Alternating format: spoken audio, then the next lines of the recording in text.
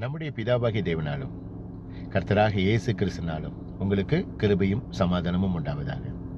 இன்றைக்கு நம்ம என்ன தியானிக்க போறோம்னா, இந்த உலகத்தில் யாரை நம்புவது, இதை குறித்து தான் வேத வசனத்தின் அடிப்படையில் இன்றைக்கு நான் உங்களோட தியானிக்க போறேன். இந்த உலகத்தில் யாரெல்லாம் நம்ப வேண்டும் என்பதை குறித்தும், இந்த உலகத்தில் யாரெல்லாம் நம்பக்கூடாது என்பதை குறித்தும் வேதம் அழகாக சொல்லப்பட்டிருக்கிறது. இன்றைக்கு அதை தான் நான் உங்களோட தியானிக்க போறேன். சங்கீதக்காரன் 71 அழகா சொல்லியிருக்கிறாப்புல, ஆண்டவராகிய கர்த்தாவே, நீரே என் நோக்கமும் என் சிறு வயது தொடங்கி என் நம்பிக்கையுமாக இருக்கிறேன். சங்கீதம் 20வது அதிகாரத்தில் சங்கீதக்காரன் அழகா சொல்லியிருக்கிறாப்புல, சிலர் ரதங்களை குறித்தும் சிலர் குதிரைகளை குறித்தும் மேன்மை பாராட்டுவார்கள், நாங்களோ எங்கள் தேவனாகிய கர்த்தருடைய நாமத்தை குறித்தே மேன்மை பாராட்டுவோம். சங்கீதம் 33 அழகா சொல்லப்பட்டிருக்கிறது, எந்த ராஜாவும் தன் சேனைகளின் மிகுதியால் ரட்சிக்கப்படான், சௌரியவான் தன் பலத்தின் மிகுதியால் தப்பான். தமக்கு பயந்து தமது கிருபைக்கு காத்திருக்கிறவர்கள் மேல் ஆத்துமாக்களை மரணத்திற்கு விலைக்கு விடைக்கவும் பஞ்சத்தில் அவர்களை உயிரோடு காக்கவும் கர்த்தருடைய கண் அவர்கள் மேல் நோக்கமாக இருக்கிறது.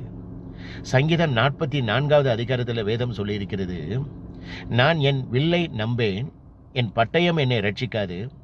கர்த்தரே என்னை என் சத்துருக்களிலிருந்து என்னை ரட்சித்து என்னை பகைக்கிறவர்களை வெட்கப்படுத்துவார். சங்கீதம் 118வது அதிகாரத்தில் வேதம் சொல்லுகிறது, மனுஷனை நம்புவதை பார்க்கலும் கர்த்தர் பேரில் பற்றுதலாக இருப்பதே நலம். பிரபுக்களை நம்புவதை பார்க்கலும் கர்த்தர் பேரில் பற்றுதலாக இருப்பதே நலம். மீகா 7வது அதிகாரத்தில் வேதம் சொல்லியிருக்கிறது, சிநேகிதனை விசுவாசிக்க வேண்டாம், வழிகாட்டியை நம்ப வேண்டாம்.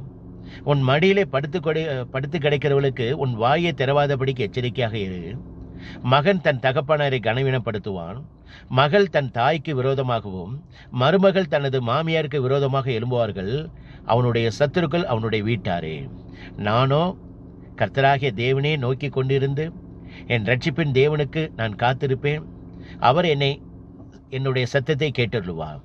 அதனால தான் அப்போஸ்தலனாகிய பவுல் 2 கொரிந்தியர் 1வது அதிகாரத்தில் சொல்லுகிறாரு, நாங்கள் எங்களை நம்பாமல் மரித்தோரை எழுப்பின தேவன் மேல் நாங்கள் நம்பிக்கையாக இருக்கிறோம். இன்னைக்கு நம்முடைய நம்பிக்கை எதன் மேல் இருக்கிறது? உற்றார் உறவினரை நம்பிடாதீங்க. என்னதான் கணவன் மனைவி அன்பு கூறினாலும் சில நேரத்தில் கணவன் படுகிற கஷ்டத்துக்கு மனைவியால் ஹெல்ப் பண்ண முடியாமல் போய் விடுகிறது. அதே மாதிரி மனைவி படுகிற கஷ்டத்துக்கு கணவனால் ஹெல்ப் பண்ண முடியாமல் போய்விடுகிறது.